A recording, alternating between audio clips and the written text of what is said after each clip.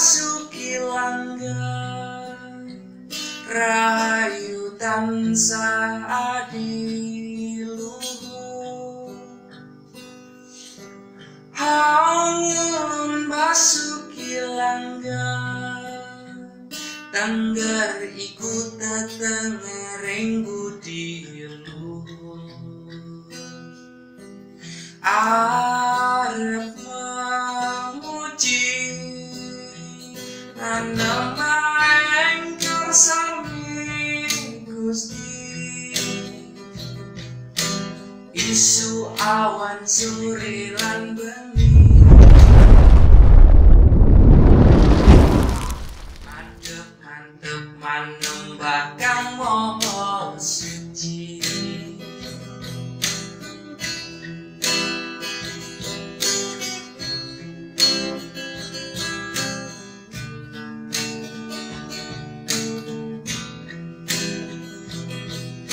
Pertama saya sampaikan Om Swastiastu. Assalamualaikum warahmatullahi wabarakatuh. Ong Ulun Basuki Langgeng. Terima kasih atas atas kehadiran derek-derek sekalian dan juga di seberang sana. Selamat malam kepada para penonton Mas Mansur Channel yang membanggakan. Hari ini kita ada di tanah yang mungkin tertinggi di tanah Jawa.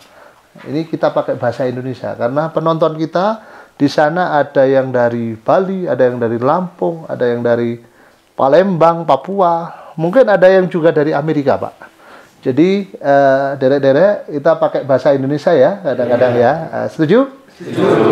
Nah, dalam edisi yang luar biasa kali ini kita akan edisinya kita adalah merawat Nusantara. Merawat Nusantara itu apa? Bahwa Nusantara itu di masa yang lalu itu derek-derek sekalian, dulur-dulur sekalian, dulu kita itu adalah orang yang hebat. Percaya no mboten? Nah, Nusantara itu dulu orang yang sugih, sugih bondo, sugih sapi. Betul? Betul. Nah, di Tengger kalau sapi ya kira-kira ya. Banyak Pak sapi. Oh banyak. Banyak sapi. Oh pusung dhuwur. Oh di sini tidak ada sapi. Sing ono duit. Jadi dalam edisi merawat Nusantara ini kepada para penonton Mas Mansur Channel yang membanggakan, kali ini kita akan cerita kepada para penonton semua di Nusantara Raya. Kali ini kita akan cerita bagaimana kehebatan wong Tengger di masa lalu. Setuju ya? Setuju. Nah, kira-kira pada masa yang lalu itu wong Tengger itu orang yang luar biasa, Pak. Pernah dengar napa mboten kira-kira jenengan?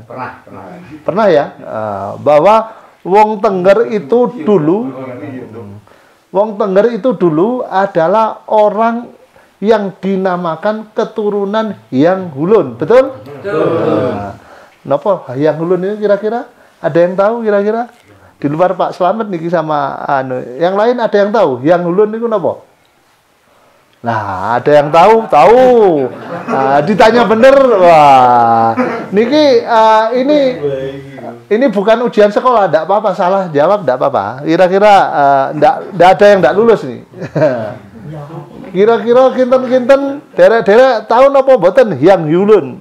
Mboten, Pak. Oh, mboten. Yang lain yang muda-muda ada yang tahu? Mboten ya? Wah, banter salah. Jadi yang namanya Hyang Hulun itu adalah keturunan orang-orang suci, keturunan orang-orang yang pinter. Jadi dulu orang suci niku adalah para Brahmana.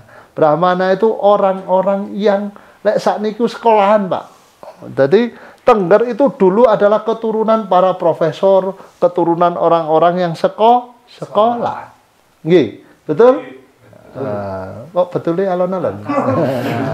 Kira-kira lek sampean ini keturunan Hyang Hulun, keturunan orang yang suci, keturunan orang-orang yang pinter, sampean bangga napa mboten? Bangga napa bangga? Terus setelah bangga sekarang saya tanya, orang Tengger yang lulus SMA ada enggak di sini? Wah, 1 orang. Yang muda. Beliau ini kayaknya umurnya lebih teko 50 ini. Ayo, sekarang yang muda ada yang sekolah lulusan SMA? Nah ini, kalau di tahun ini ceritanya derek-derek 1000 tahun yang lampau, paham? Saat niki kan tahunnya 2100 niki, tahunnya 2021. Ini ceritanya tahun 900. Tahun 900 Tengger itu sudah banyak lek saiki ibaratnya profesor akeh. Wong sekolahane kada. Betul? Nah, sekarang lulusan SMA jarang nopo jarang kira-kira? Jarang.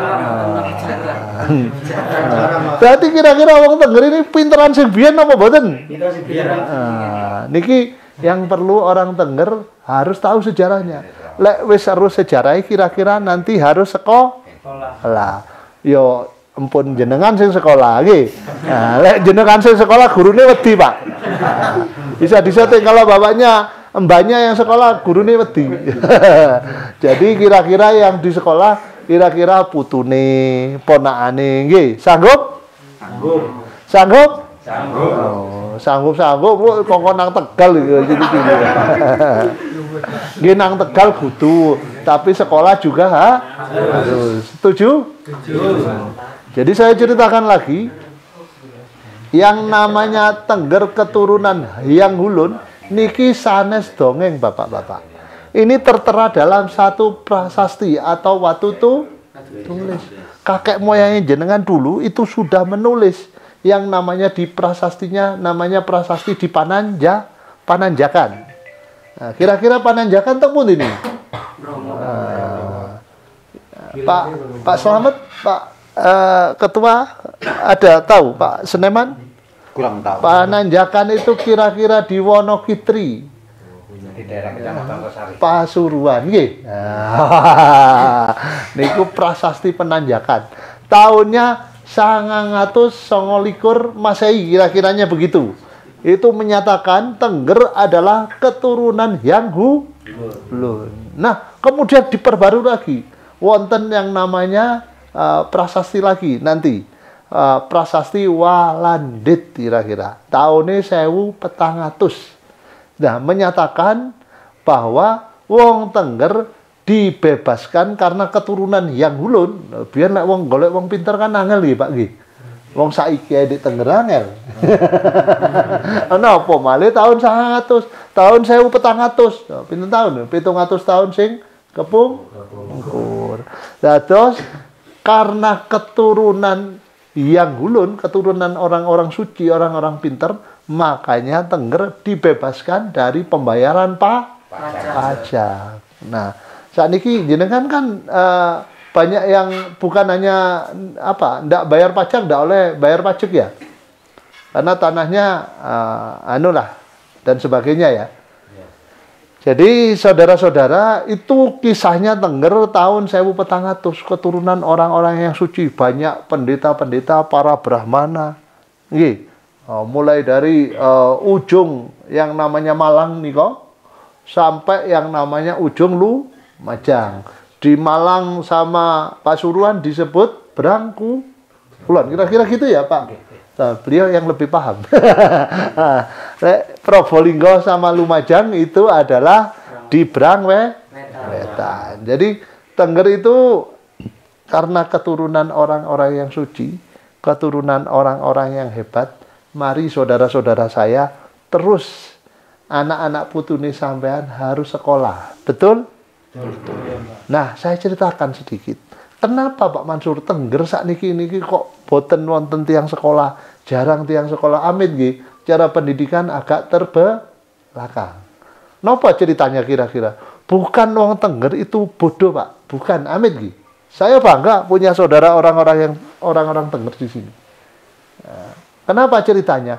Jadi Tengger niku setiap ada masalah di zaman kerajaan, mulai zaman Empu Sendok, zamannya kerajaan Medang namanya ya, kerajaan Medang sampai zaman Kediri Prabu Jayabaya. Kira-kira ngertos nama boten? Prabu Ramalan Jayabaya. Ngertos? Pernah dengar? Pernah dikit-dikit. Tidak mendapat. Ya, mendalamannya macul, dulur-dulur. Jadi Prabu Brawijaya termasuk terakhir nanti Prabu Brawijaya Majapahit. Pernah dengar Prabu Brawijaya? Majapahit. Nah, itu setiap ada masalah, sing dijaluk tolongin iku tiyang Tengger, Pak. Jadi kira-kira lek dulu kakek moyang sampean lek ono masalah negara nih. Kalau sekarang Pak Jokowi, kalau ada masalah yang dijaluk tolongi orang Tengger. Niku lek zaman kerajaan Majapahit. Zaman Indonesia merdeka sampean ndak pernah dijaluk tolongi napa mboten?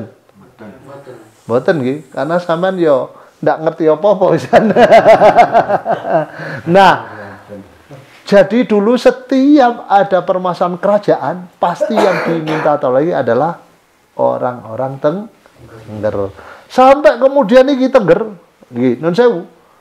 Kemudian zaman berganti Majapahit kalah, kemudian ganti Demak Bintoro. Demak Bintoro kemudian ganti Mentaram, Sultan Agung dan sebagainya. Sampai kemudian datanglah yang namanya VOC Company. Nah, lek Company kira-kira ngertos kabeh napa mboten niki? Ngertos napa ngertos? Lebih ngertos Pak oleh Belanda. Wah. Londo ngertos napa mboten? Enggak tahu, Pak. Engko ngertose bal-balan Pak Londo, Pak. Dados zaman Company niku yang namanya para Brahmana, kakek moyang sampean niku yang pinter-pinter akhirnya ketika kalah perang podo ditembaki Pak sama yang namanya Company. Tetapi orang Tengger tidak pernah takut Pak ternyata. Niki kalau sejarah niki saya bisa pertanggungjawabkan niki. Mau sama siapa saya berani. Jadi orang Tengger yang dimaksud orang Tengger dulu itu bukan hanya Tengger di Argosari, Ranupani, tapi seluruh kawasan. Kalau di Lumajang seluruh kawasan Guci Alit, seluruh kawasan Senduro, seluruh kawasan Pasru Jambe dan Candipuro, mungkin sampai Pronojiwo. Niku namanya wong Tengger.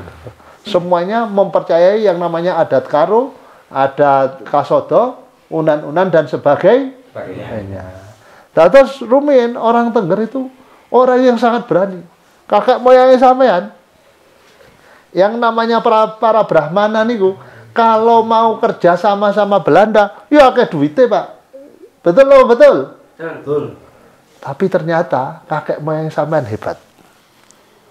Kakek moyangnya sampean ternyata tidak mau kerja sama Londo.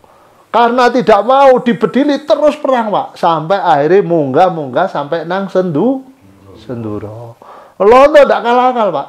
Terus Senduro kabeh supaya wong Tengger ini ditutup, supaya wong Tengger ini tidak pinter lagi, karena lek pinter ngelawan lagi Pak.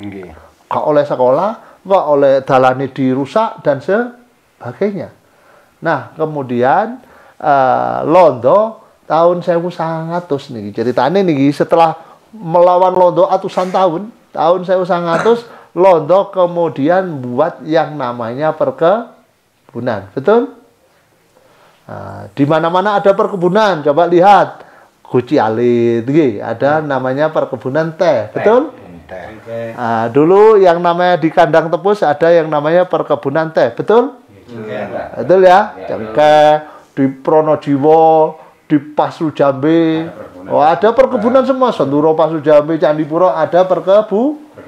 Nah, itu adalah cara supaya orang Tengger terus tersingkir. Jadi tanah Tengger terus sampai Londo dibabat, terus wong Tengger harus naik ke atas. Setelah naik ke atas, wong Tengger dalane tetap ndak dibenekno Pak. Sehingga wong Tengger tetap ndak iso sekolah, ndak iso duwe duit, ndak iso duwe lain-lain, tetapi wong Tengger ternyata tetap bertahan. Betul? Kakek moyang sampean ternyata luar biasa. Gak pernah mau kerja sama yang namanya Company Belanda. Kira-kira bangga apa bangga? Bangga apa bangga? Alhamdulillah. Jadi itu yang namanya cerita Tengger. Baru kemudian wong Tengger tahun 1945 diajak berjuang bersama-sama untuk mendirikan Republik Indonesia. Betul? Dulu saya pernah dengar ada namanya Pak Dukun Demin. Dulu zaman mudanya pejuang. Betul? Betul lah. Ada putranya di sini, tidak harus saya sebutkan. Loh, pejuang. Jadi harus dicatat. Wong Tengger ini juga mendirikan yang namanya Negara Kesatuan Republik Indonesia. Betul loh, betul. Jadi Wong Tengger masih wis di wong desa karena kakek moyangnya zaman hebat. Karena kakek moyangnya dulu adalah pejuang zaman ratusan tahun yang lalu. Ketika 45 Republik Indonesia memanggil yang namanya Pak Demin, ya lain-lain saya tidak ngerti ya. Itu bersatu padu, ada namanya Pak Sarjo ya, ada namanya Pak Satguno Sidi nanti dari Pandito dan lain-lain, berjuang bersama-sama laskar dan tentara untuk mempertahankan Negara Kesatuan Republik Indonesia. Betul? Nah, kira-kira cerita seperti itu kira-kira membuat sampean bangga nopo mboten? Bangga nopo bangga? Alhamdulillah. Jadi itu yang ingin saya sampaikan dalam pertemuan merawat Nusantara kali ini, supaya wong-wong Tengger, dulur-dulur saya orang Tengger, jangan mau yang namanya sampean dianggap rendah. Orang Tengger adalah keturunan orang-orang yang luar biasa hebat. Setuju? Setuju. Ada yang protes, bilang saya nanti. Ya, kalau sampean dianggap orang bodoh. Nah, jadi tolong anak-anaknya sampean sekolahkan juga ya. Jadi karena wah Pak Mansur, saya ini kan keturunan orang pintar Pak. Ya terus gimana Pak? Anak kulo boten kulo sekolahkan, anak saya tidak saya sekolahkan aja Pak. Kan bapaknya kakek moyangnya hebat. Anak saya pasti hebat. Yo gak iso ngoten Pak. Jadi karena dulu kakek moyangnya sampean hebat, anaknya sampean harus sekolah. SD di Argosari harus diisi, SD di Ranupane harus diisi. Setuju? Setuju. SMP-nya harus diisi, betul? Kira-kira SMP 1 atapnya banyak orang apa enggak itu muridnya itu? Lumayan. Wah, lumayan. Yang SMA sudah banyak nopo mboten sekarang? Di mana sini, Pak? Ya, di sini. Belum ada. Kira-kira tahun depan harus banyak yang sekolah, setuju? Setuju. Nah, misalnya butuh yang namanya nanti, wah gak ada dana Pak, kita harus gotong royong. Saya termasuk mau nyumbang, betul, saya disaksikan orang itu. Oke, betul? Untuk sekolah anak-anak Tengger harus dimajukan Pak, Oke, setuju ya? Nah, ini terima kasih. Itu saja dari saya. Barangkali kepada para penonton Mas Mansur Channel yang membanggakan, barangkali itu diskusi kita karena banyak orang merasa orang Tengger ini adalah orang-orang yang terbelakang, orang-orang yang dianggap bodoh. Tapi ternyata dalam runutan sejarah, orang-orang Tengger adalah orang-orang yang luar biasa. Keturunan yang hulun, keturunan orang-orang suci, Brahmana-Brahmana yang luar biasa. Dan orang-orang yang tidak pernah mau kompromi sama yang namanya VOC Company alias Belanda. Itu yang wajib kita hargai, wajib kita junjung tinggi. Sehingga saudara-saudara Tengger ini tersingkir ke atas, tidak punya akses pendidikan, tidak punya akses politik, dan tidak punya akses apapun. Namun ketika Negara Kesatuan Republik Indonesia berdiri, ternyata yang menjadi basis pertahanan para gerilyawan, para laskar, para tentara atau TKR saat itu ternyata adalah wilayahnya orang-orang Tengger. Nah, ini adalah kabar yang luar biasa. Ini adalah cerita yang membanggakan bagi kita semua. Betul ya? Betul. Nah, dan kepada para penonton yang membanggakan, mari dari atas ketinggian 2000 meter di lereng Mahameru, ini diskusi merawat Nusantara ini, rembuk budaya di lereng Mahameru ini kita siarkan kepada para penonton Mas Mansur Channel yang membanggakan tentunya, sehingga menjadi contoh bahwa di daerah Tengger ini juga nantinya akan berjuang untuk merebut kembali haknya supaya lebih pinter seperti kakek moyangnya pada masa yang lampau. Betul nggih? Terima kasih, barangkali itu yang bisa saya sampaikan kepada para penonton Mas Mansur Channel yang membanggakan. Terima kasih banyak. Kita akhiri dulu. Om Santi Santi Santi Om.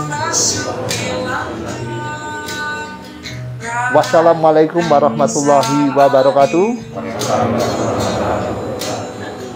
Hong Ulun Basuki Langgeng. Kita berjumpa lagi dalam acara edisi Merawat Nusantara berikutnya. Dan gertatang